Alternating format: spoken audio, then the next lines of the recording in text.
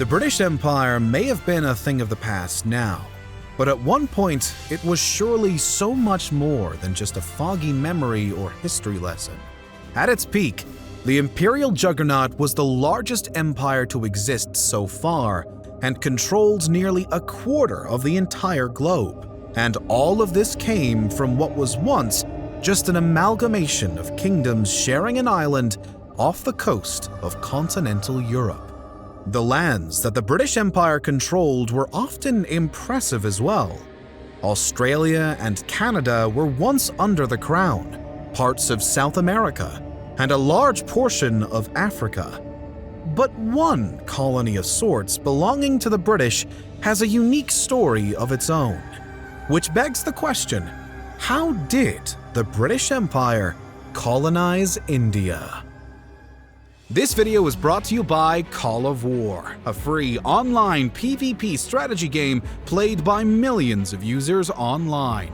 In Call of War, you can take control over a nation of your choice and fight up to 100 real players in real-time matches on authentic World War II battlefields that can take several weeks to complete. Engage with historical World War II environments and rewrite the history of your nation as you fight battles, negotiate alliances and treaties, and strategize your way to world domination.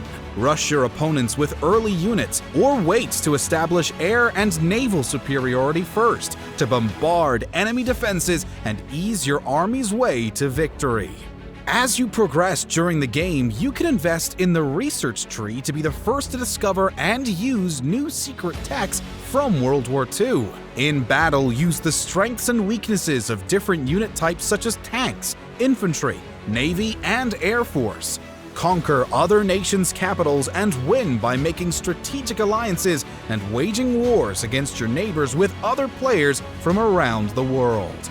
Call of War is a fully cross-platform game, so you can play using the same account on PC and mobile. Click our link in the description to get 13,000 gold and 1 month premium subscription for free. Offer only available for 30 days, so don't lose time. Click the link in the description, choose your country, and fight your way to victory. India as part of the British Empire was not quite as simple as the other colonies. For example, it wasn't like the colonies of today's United States, where Brits sailed off with the intention of setting up a new colony and home that would remain under the British Crown. In fact, India was not initially supposed to even become a part of the British Empire at all. The goal at the beginning was simply to develop a system of trade between India and the British merchants. But over time, this mindset changed. After having received the charter that created what we now know as the British East India Company, British merchants touted the gift of a trade monopoly throughout the East Indies. Over the following 17th century, the East India Company began to establish factories throughout India as they competed with the rival Dutch East India Company in the region. As concern grew surrounding this competition and the additional threat of Portuguese traders, the British attempted to open negotiations with the Mughal Empire, which currently controlled the Indian region, and managed to successfully establish a treaty that gave the East India Company exclusive rights for trading throughout India, which bestowed the English with a strong advantage over their rival traders. This development continued to propel the growth of the East India Company throughout India, and eventually contributed to the outbreak of military conflict against their Dutch rivals, with the Anglo-Dutch Wars continuing into the following century. But the most significant establishment to date came in the late 17th century. Around 1670, King Charles II of England used a series of 5 acts to grant the East India Company a plethora of new rights that would turn what was supposed to be a trading company into now more of a colonial administration in everything but name. The company could now acquire land under its own accord, command its own troops, create military and diplomatic alliances, mint its own money, established both civil and criminal authority over the territories that it seized, and even declare war entirely autonomously. This was a stark shift from the original goal of the English who had arrived in India the prior century, and it was the start of Britain's Indian colonization. Soon, the English would aim to capitalize even more on the Indian economic opportunities by removing the complete monopoly that had been granted to the East India Company and instead authorizing another English trading company, the English Company trading to the East Indies. This, of course, did not please the East India Company, who had already had to fight off the competition from outside rivals, and in 1708, both companies and the state signed a tripartite that merged both trading entities into one, known now officially as the United Company of Merchants of England trading to the East Indies. Presently, with all reasonable competition either beaten or joined, the East India Company continued to expand and grow into its added privileges and newfound army. Although no longer facing a threat from other European powers, the English in India still had to deal with the challenge of the local rulers. India at this time was not a united nation and was still under the Mughal Empire's authority with a mixture of local rulers. This meant that although the East India Company could and was expanding, there was still a significant amount of pushback and the use of military force was often required, although some territories were taken or controlled through diplomacy. One of the biggest revolts that the Brits in India faced as a result was the Indian Rebellion of 1857. This uprising against the East India Company was a long time coming, after the centuries of growing influence and control as the British merchants nearly took over India. It began with a mutiny of sepoys within the East India Company's owned armed forces at Meerut, after growing dissatisfaction finally reached its peak with the introduction of the Enfield rifle. In order to load this new firearm, the sepoys, who were Indian troops serving the East India Company, had to bite off the ends of the gunpowder cartridges that had been greased with animal fat, either tallow from beef or lard from pork, which would have been deeply offensive to either Hindus or Muslims respectively.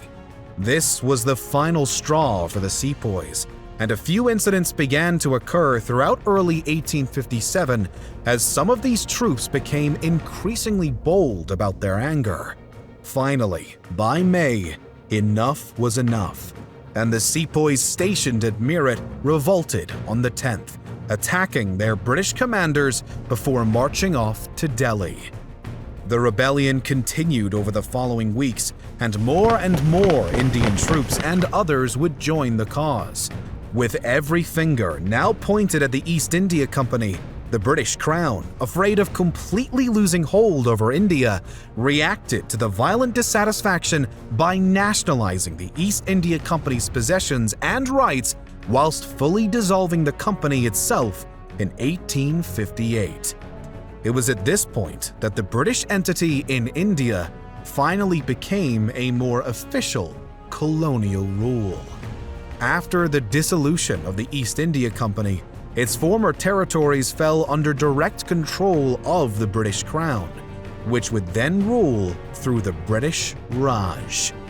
The rule of the British Raj in India lasted from 1858 through 1947, and also spanned over neighboring Bangladesh and Pakistan.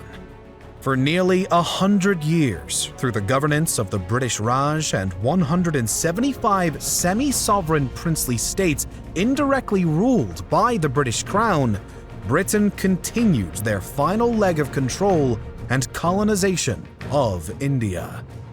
The end inevitably came after World War II, as more rebellions broke out once again, this time against the British Crown itself. As unrest remained rampant, and the aftermath of the war put extra strain on the nation, the British government officially announced that it would be ending its rule over the Indian subcontinent, and hoped to complete the process of power transfer by the start of the 1948 summer. However, as religious tensions grew throughout certain regions of what would become independent India and Pakistan, the British officials decided that it would be best to speed up the timeline for their full withdrawal. As a result, it was August 15, 1947, that the contemporary dominions of Pakistan and India were officially established, and Britain's rule over the region was finally over. Though it came to an end, the process of British colonialism in India played a significant role in both countries' histories and was quite a peculiar process.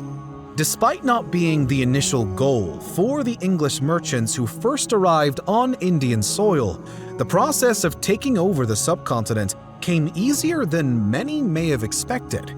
There are a few factors that might have contributed to this. One was the structure of India at the time of English arrival. Since India was not a united state by that time, it was easier for the East India Company to begin negotiating and eventually conquering individual states one by one, instead of having to face off with a single nation in one go. Furthermore, the Mughal Empire, which had been the overarching authority in India, was in significant decline and posed less and less of a threat to the aims of the East India Company over time.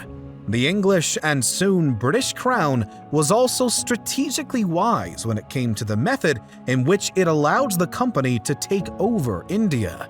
In doing so indirectly and through more of a de facto rule, the process was easier and may have saved them from additional strong rebellions at the start. The British were also significantly economically and militarily advanced, which gave them an obvious advantage in many ways. Thus, the English merchants, who first came to India with modest goals of setting up trade relations, were able to establish a sprawling government entity across the entire subcontinent over only a few centuries, due to an amalgamation of factors that worked heavily in their favor. Having first constructed its reputation and legitimacy as successful merchants after beating out its European competition, the East India Company had unintentionally created a solid foundation to further expand its influence and power. From there, the advanced British military, complementary economy, the divided status of the subcontinent, and the collapsing Mughal Empire all gave the East India Company and British Crown the perfect opportunity to take their shot at claiming India as yet another British colony. Thanks again to Call of War, a free online PvP strategy game that takes place during World War II. Choose your strategy, engage in epic battles, and take over the world. Click on the link in the description to get 13,000 gold and 1 month of premium subscription for free. Offer only available for 30 days, so don't lose time.